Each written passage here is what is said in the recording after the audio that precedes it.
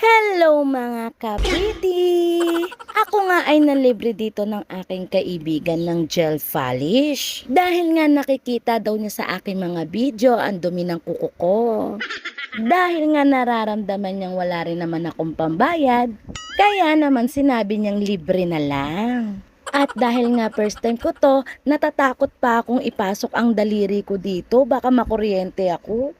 Tuwang-tuwa nga ako dito dahil ang ganda-ganda ng kuko ko. Tingnan nyo, may design-design pa.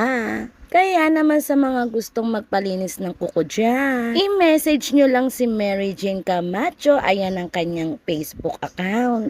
At dito nga ako nagkamali sa desisyon ko sa buhay. Na magpa-video na naman sa aking tropa. Grabe oh. Tuwang-tuwa pa nga siya dyan habang binibidyohan ako. Ang gusto ko sana mabidyohan pati katawan ko.